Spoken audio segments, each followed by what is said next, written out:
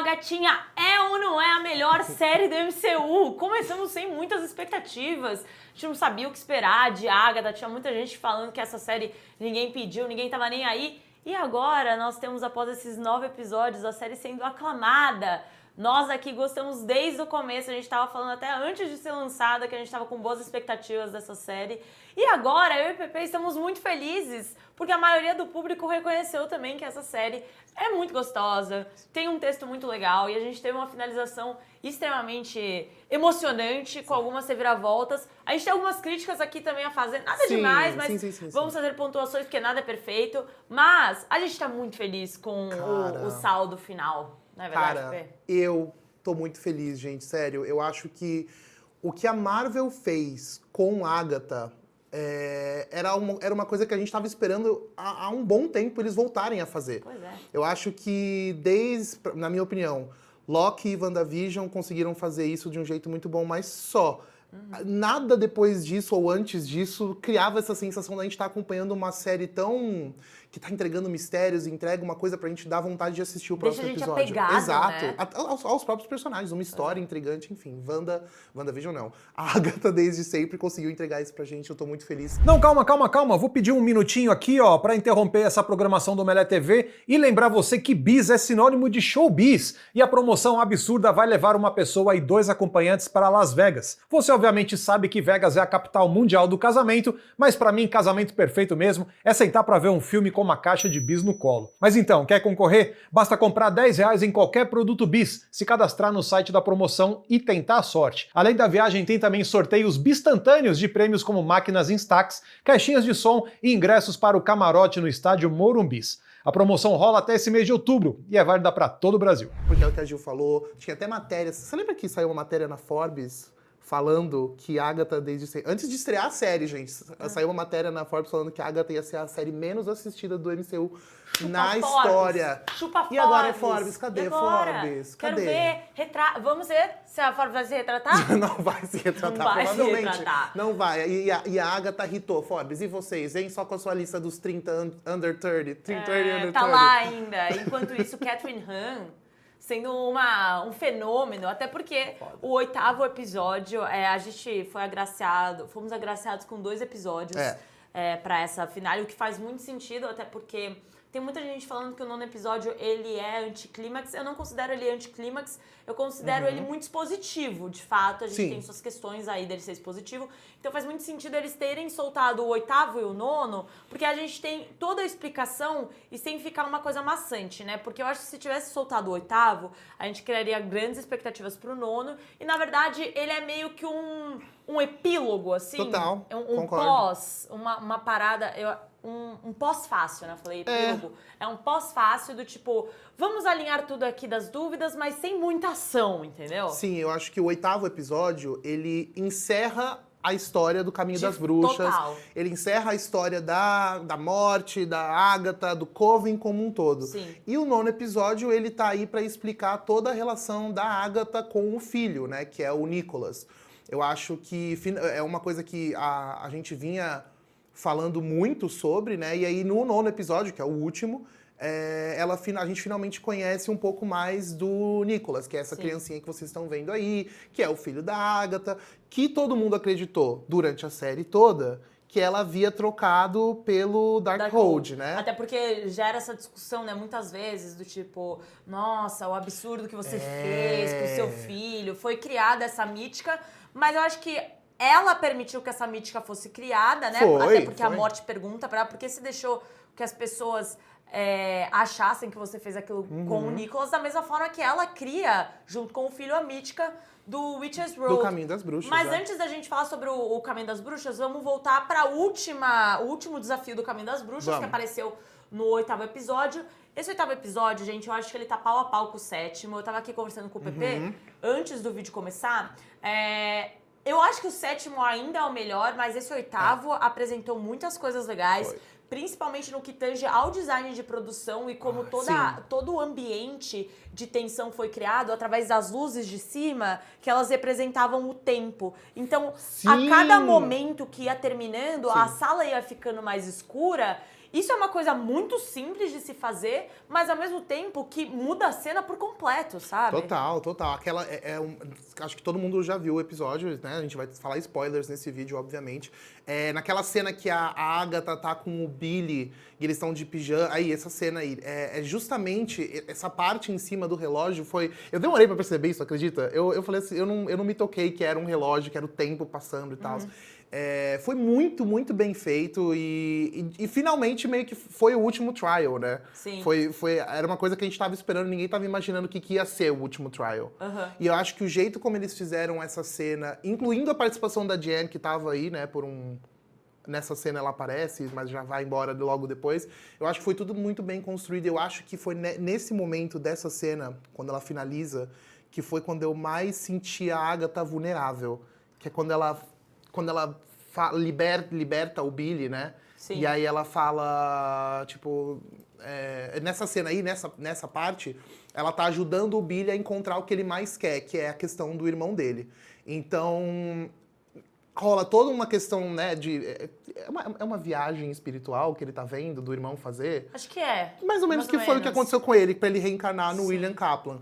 E aí, nessa cena aí, ela tá ajudando o Billy a ver onde que o irmão dele foi parar, né? Do mesmo jeito que ele foi parar no William Kaplan, tá ajudando ele a ver onde ele foi parar. E aí ele fala, tipo... ele vê um menino se afogando lá, que é provavelmente onde o espírito do Tommy foi parar. E aí ele fala, você tá fazendo eu matar esse menino? E essa parte e ela fala, não, Billy, às vezes os meninos morrem. Ai. Cara, essa cena pegou muito. Pegou muito essa cena, porque foi uma cena tão vulnerável da Agatha. A Agatha, que é uma personagem que é sempre esperta, ela tá sempre com uma resposta pronta na língua, dificilmente a gente vê ela vulnerável dessa forma. Sim. E naquela cena, o jeito como eles constroem, eu me arrepiei na hora, eu falei, cara, que tristeza, que triste, cara. A atuação excelente da Catherine Hahn. Excelente. E eu acho que esse episódio serviu muito para um desenvolvimento da Agatha também, muito sutil, mas que faz sentido, que ela passa todos os episódios falando que ela é uma covenless witch, que é uma bruxa sem coven.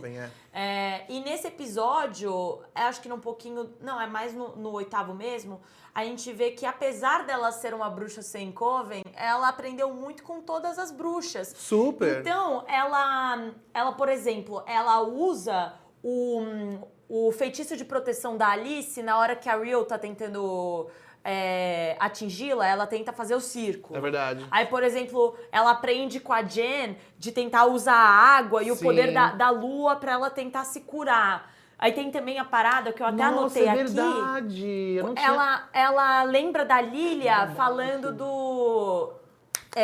abaixar quando ela quando ela te chamar de covarde. Então, assim, apesar dela ter sempre diminuído as outras bruxas e meio que provocado cada uma delas, ela teve um desenvolvimento no que tange a prestar atenção no que cada uma delas estava agregando a ela no caminho das bruxas. Então ela acabou aprendendo com todas elas. Então, para uma bruxa sem coven, na verdade ela aprendeu muito com o coven dela. Tanto é que a gente também percebe pelo 9º episódio, já até queimando a largada, que ela falou que ela já tinha enfrentado o caminho das bruxas, né? E tinha até aquelas, como é que é o nome? Um tipo de indício. Até porque no 7º episódio, o teen, que é o adolescente, ele vira pra ela e falou... Acho que é mentira, né, que você já enfrentou esse caminho. E ela faz uma cara tão destruída. E realmente ela enfrentou no Coven de 2, que era ela e o filho. E agora, com o Coven geral, que ela teve alguns aprendizados que fizeram com que ela se tornasse uma bruxa melhor. Giovana, ei, que isso? Eu me emocionei aqui, hein? Me emocionei aqui, cara. Peraí. Esse 8º episódio foi muito emocionante. Foi muito bom. Eu acho que a cena de luta entre a Riel e a Agatha é excelente também. Eu acho que o Icano aparecendo... Porra! Arrepiada! Gente, a hora que apareceu o Icano com aquela roupa dele flutuando com o poderzinho... Total. Porque assim, a gente já teve a revelação de que ele era o Icano há um tempo. E aí, só que até então a gente só tinha visto a tiara, né? Sim. A tiara azul. Agora ele aparece, olha aí, com o traje de Wicano mesmo, flutuando como sua mãe fazia. Sua mãe que... né, usava a magia do caos, vermelha, a dele é azul. Então, assim, eu achei muito bem feita a cena dele ajudando a Agatha. E uma coisa que eu falei lá na nossa cobertura de redes é que o figurino dessa série segue uma das melhores coisas. Excelente. Eu achei muito boa a roupa do Excelente. Wicano. Eu achei muito boa mesmo. Eu acho que o Joe Locke como Wicano ficou muito legal. E as roupas da Aubrey Plaza? As roupas da Aubrey Plaza, Gente, os figurinos da época ali que a Agatha tá fazendo todo o esquema Nossa, dela. maravilhoso. Muito bom também. Isso no episódio acho que vale a gente até dar uma ênfase, porque é muito legal essa cena que vai trocando muito boa, as muito épocas. boa. Eu gosto muito da roupa que eles colocam, do figurino que eles colocam na Real. E também eu gosto da maquiagem da Real, aquela parte bem no 8º episódio, que ela vira pro Wiccan e fala, você pode ir, Ela tá ela de tá com caveira. a caveira. É, muito Cara, boa também. muito legal. Muito boa. E eu acho que esse episódio também, ele tem uma parada que é muito bacana, que é aquele momento meio que de despedida da Agatha, que são as azaleias e as flores brotando. Assim que ela morre, ela de fato cumpre o que ela falou pra morte, né? Então, quando eu for levada por você, eu não quero te ver. Então ela beija com os olhos fechados, ela não tá vendo de fato a morte. Não, e o beijo, a gente precisa Irado, falar. gente, precisamos falar do beijaço. beijo. As pessoas estavam esperando finalmente esse beijo entre Agatha e Rio Vidal. E foi, Entregue! e não foi um beijinho qualquer. Não, bem foi servido, foi bem um servido. beijaço. Ela virou e beijou a Rio Vidal. E você viu, e você vê. Eu acho que isso é uma das coisas muito legais entre a química que ela tem com a Aubrey Plaza, a Catherine Hahn. Porque você vê que o beijo era um beijo carregado de, tipo, história, né? Não sei, eu senti que, tipo... Tinha muita coisa Tinha lá. muita coisa ali. O jeito como a Rio Vidal se entrega pro beijo também, Sim. né? Tipo assim, meio que realmente foi um momento muito, muito bonito e triste de se ver, né? Que é o que eu falei, foi um momento legal da gente ver elas finalmente, tipo assim, se beijando e enfim, meio que encontrando esse ponto entre elas, mas é o beijo da morte, né? Sim. Querendo ou não. E aí, enfim, foi agridoce, né? E mesmo pós, a gente vê a Real com um semblante triste, Sim, né? sim, porque ela dava pra ver que, tipo, eu acho que ela não pode escolher quem ela quer levar, mas definitivamente ela não queria levar a Agatha, Sim. né? Eu acho Elas estavam que... numa DR, mas depois elas estavam bem. Exato, já, ela assim. tava, tipo, eu não acredito que finalmente Isso levaram. aconteceu. Não, foi muito bom. Aí eu acho que a gente exalta muito a Catherine Hahn, mas vale muito exaltar a Aubrey Plaza também. Eu Muito, acho muito. a atuação dela excelente e ela se diverte. Dá pra ver que ela diverte. tá se divertindo, as risadas. Aquela atuação entregue muito caricata. E aí, de forma que depois, com uma reviravolta de ação, ela vira mais sutil e ela entrega uma coisa mais dramática. Eu gosto muito desse balanço mesmo que ela coloca na atuação. Eu acho a Aubrey Plaza excelente desde White Lotus. Eu sou uma grande fã dela. E é importante a gente lembrar que a Agatha, ela se torna um fantasma, né? Justamente porque ela não tinha coragem de encontrar o Nicholas. E ela não estava pronta. Tinha assuntos mal resolvidos aqui na Terra, ela vira esse espírito por conta disso. É interessante porque a gente tem um contraponto, né? O episódio, ele começa com a Alice sendo levada, porque ela estava, apesar dela estar chateada, né, querer mais Ela tempo, entende. é o que a personagem da Aubrey Plaza fala, todo mundo fala isso, então não é uma novidade, mas ela estava em paz porque ela tinha acertado as contas com o passado. Sim. O contraponto é a Agatha, que não conseguiu acertar as contas dela em vida, então ela permanece como espírito. Sim, eu acho que o jeito como eles constroem a questão da morte é muito legal, porque a gente tem medo da morte, Sim. todo mundo tem medo de morrer e tal, mas é o que a série conversa com a gente o tempo todo. Ela vai acontecer, não tem como ordem você natural fugir. das coisas. E aí, quando a gente tem aquele diálogo entre a Alice e a morte, você vê que, tipo, a Alice tá ali tentando entender, ela fala, pô, não acredito que eu morri, agora que eu consegui me livrar da maldição da minha família, tinha tanta coisa pra fazer. Mas ela não tem medo da Aubrey Plaza, né? Tipo assim, ela tá ali, a Aubrey Plaza só fala assim, cara... É isso. Vem. Tipo assim, eu não vou, tipo, é isso. Eu não, eles constroem a figura da morte de um jeito muito bom, porque é isso, é uma figura que a gente tem medo, mas ao mesmo tempo...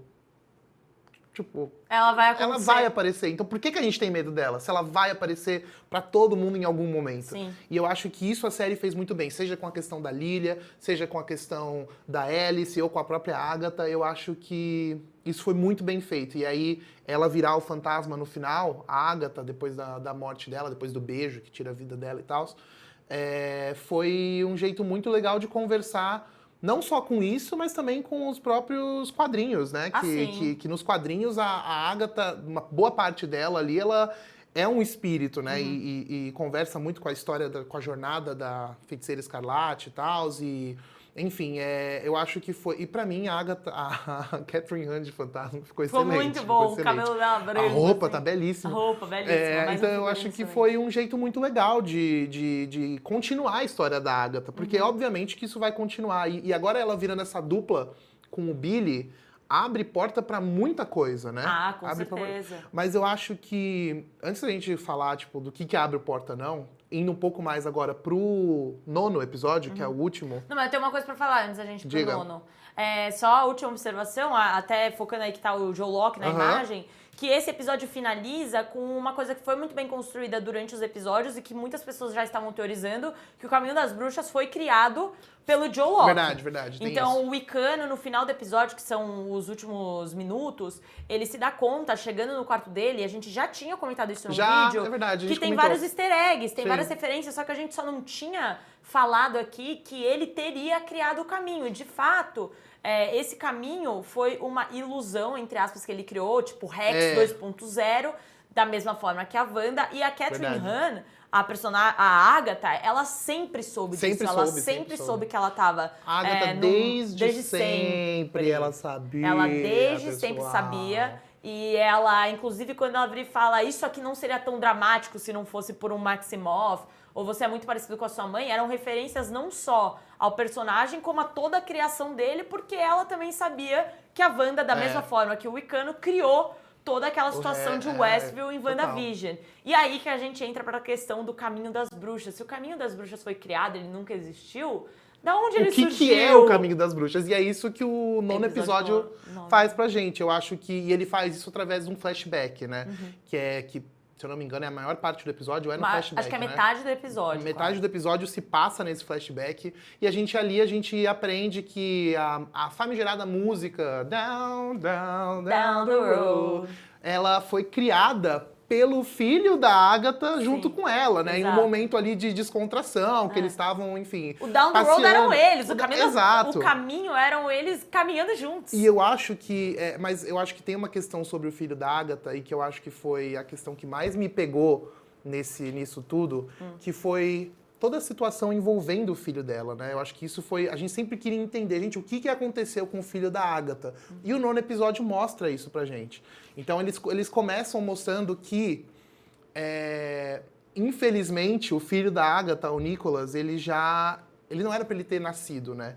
Porque ele já nasce morto. Sim. Ele tem uma palavra pra Natimorto. isso, natimorto, isso. Ele já nasce morto e naquela cena, tem uma cena em que a Agatha tá dando a luz, né? E aí ela vê justamente a morte. Linda, inclusive, ela tá nessa cena. Tá linda. E aí ela tá ali, ela tá dando a luz e ela fala, por favor, meu amor, né? Tipo assim, que já dá aquela questão da relação dela. Ela fala assim, eu preciso de mais tempo pro meu filho. E aí a morte fica meio assim, ela fala, cara, eu consigo te dar um tempo. Não sei quanto, eu consigo te dar um tempo. E aí a gente vê que o filho nasce, enfim, e segue uma vida normal. E aí, após esse nascimento, como é que ele se mantém vivo, né? Como é que... eu acho que tem toda essa questão, e eles falam isso durante a série o tempo todo, que é... a morte fala pra Agatha várias vezes, você passou do tempo já, né? Você tem um tratamento especial, eu te dei muitas regalias já, né? E eu acho que a questão do filho dela foi uma dessas, né? Eu acho que... eu vi muita gente confusa com isso nas redes sociais, do tipo assim... Por que a Agatha tava matando bruxas? Tanto é que eu tava conversando com você antes de a gente entrar aqui sobre isso. Sim, porque o que acontece, gente, no episódio mostra pra gente que depois que ela cria essa canção do Caminho das Bruxas, a Agatha começa a aplicar um golpe nas pessoas, né, nas bruxas, na verdade, que habitam ali naquela década de 1700? 720? 1700 e pouco, né, por aí. E aí ela começa a falar sobre o Caminho das Bruxas, ela arranja um jeito de popularizar a canção. Ela já era meio popularizada, já era popular, né? e aí tipo, vira... foi no boca a boca, assim. No boca a boca, vira uma lenda urbana, né? A questão do Caminho das Bruxas. E aí o que acontece? Ela falava que o Caminho das Bruxas existia e atraía essas bruxas pra um lugar na floresta aleatório, falando que estava indo levar elas até o caminho das bruxas. Sim. E lá ela matava essas bruxas, retirava o poder delas. Só que muita gente não entendeu o porquê que ela estava fazendo isso nessa época que o filho dela estava vivo ainda. E era justamente porque o filho dela estava vivo, porque não era para ele estar vivo. Então ela mata essas bruxas para dar em troca para a morte. Então fala, ó, eu tô te dando esses corpos aqui e você mantém meu filho vivo. No único dia que ela não mata ninguém, que ela não mata a bruxa, porque o filho dela pediu, Ele morre. O filho dela morre. E é muito bonitinho ele voltando pra dar um beijinho nela, né? E é isso que eu tava falando sobre eles não criarem uma persona ruim pra morte. Porque Não, a ela morte. só tá fazendo o trabalho ela tá dela. fazendo o trabalho dela e ela fala, vai lá, se despede da sua mãe. Sim. Então tem aquela cena da criança indo dar um beijo, nossa, foi muito bonito, por isso que é isso que eu tava falando. É triste, mas é muito bonito o jeito como eles constroem a questão Sim. da morte, porque ela não é uma vilã, ela tá ali. Não, tanto é que ela não mente, se você parar, ela não mente em nenhum Nenhum momento. Ela momento. pode até omitir. Sim. Mas a personagem da Aubrey Plaza, ela nunca mente, ela só tá fazendo o trabalho dela de forma genuína. Exato, exatamente. E é exatamente isso que você falou, que eu não tinha pegado. Eu não tinha pegado o porquê dela matar as pessoas antes. E aí depois eu passei a entender, depois que o Pepe falou, que realmente era um presente pra morte. Isso se adequa muito também à história de Guerra Infinita nos quadrinhos, né, das Joias do Infinito, toda a história envolvendo o Thanos matar pessoas, era pra agradar a morte. Então existe isso, canonicamente, da morte ser agradada a cada pessoa que de fato morre, não porque ela tá sendo uhul, feliz, amo as pessoas morrendo, mas justamente porque é o trabalho dela e acaba que ela vai captando mais pessoas, assim, captando os clientes. Sim. Então, o Thanos, né, nos quadrinhos, ele para agradar a morte, para conquistá-la, porque o Thanos é completamente fissurado pela morte, ele quer matar, dizimar metade do universo. Da mesma forma que a Agatha, ela matava várias bruxas, meio que pegando o poder delas, justamente para tentar conseguir mais tempo pro filho dela. Sim. Era uma troca. E isso entra em toda a discussão durante a temporada, e também especificamente nesses episódios, que ela vira e fala, eu não tenho coragem de falar o porquê o meu filho faleceu, porque é muito pior do que qualquer pessoa tá imaginando. É muito pior do que, ela não trocou só um Darkhold, ela não, sei lá, a morte chegou e ela quis trocar a vida dela pela morte. Não era nada disso. Ela genuinamente matou inúmeras centenas. Ela tem vergonha, né? Ela tem vergonha do que Ela fez. talvez tenha matado milhares de bruxas que fazem parte de uma minoria, entre aspas, que certeza, foi né? caçada. Sim, sim. E ela, como bruxa, tava matando lá todo mundo por uma questão pessoal. E o filho dela abominava isso. Exatamente. E é por isso que ela não tem coragem de encontrá-lo, porque como é que ela vai ter a cara de virar e falar, bom, realmente eu matei essas centenas, dezenas, milhares, talvez, de bruxas pra tentar te manter vivo? Ele nunca se perdoaria e ela também nunca se perdoou. E o paralelo que eles fazem com isso no final do último episódio, quando o Billy percebe que meio que ele também acabou matando bruxas também, né? Sim. Porque com essa questão que a Gil falou, dele ter criado o Caminho das Bruxas, ser tudo parte da magia dele, o Caminho das Bruxas nunca existiu, como a gente falou, tipo, era uma canção, era uma lenda urbana, era toda uma enganação que a Agatha fazia.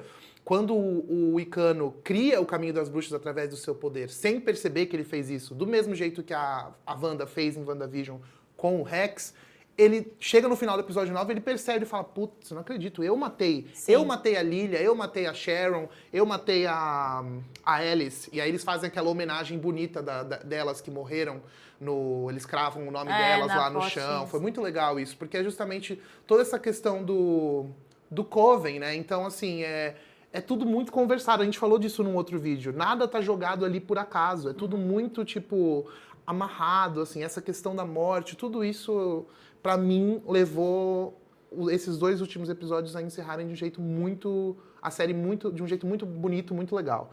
Apesar de que eu tenho, né, algumas coisas que eu...